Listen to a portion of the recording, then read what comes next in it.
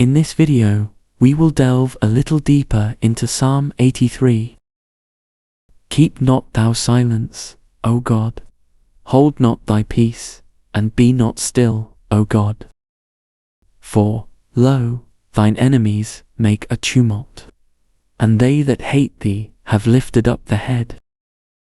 They have taken crafty counsel against thy people, and consulted against thy hidden ones.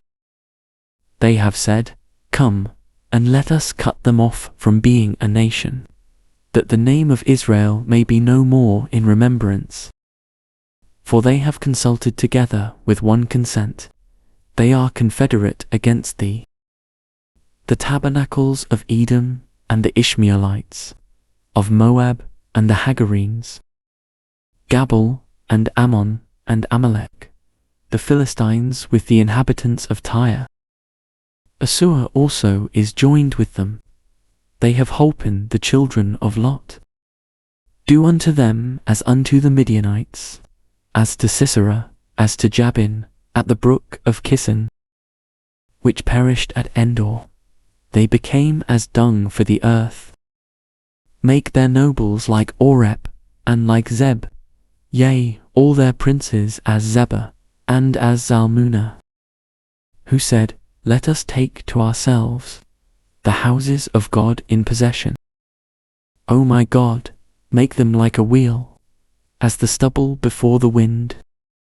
As the fire burneth a wood, and as the flame setteth the mountains on fire, so persecute them with thy tempest, and make them afraid with thy storm.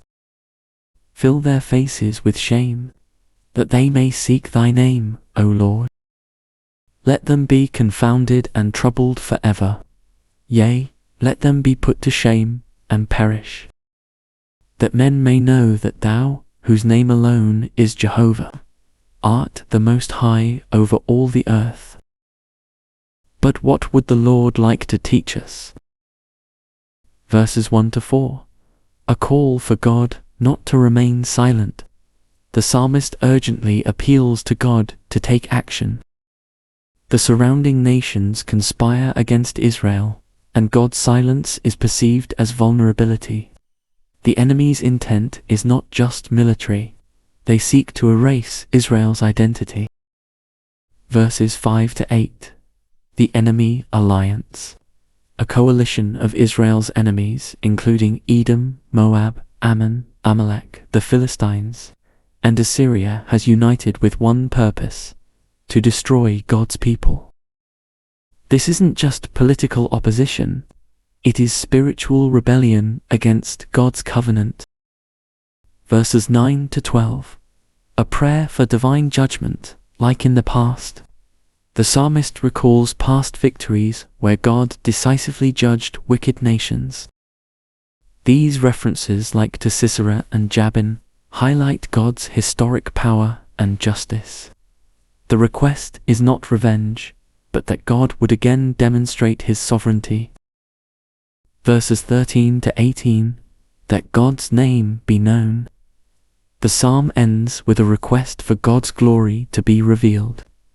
May the downfall of the wicked serve not only to protect Israel, but to proclaim the supremacy of Jehovah to all the nations. Psalm 83 is a passionate plea for divine intervention in the face of overwhelming hostility. It teaches us that when enemies gather and threaten God's people, we can appeal to the Lord's past faithfulness and call on his justice, not merely for deliverance, but so that his name might be exalted. The ultimate aim is that all nations would recognize God's authority and turn to him in reverence.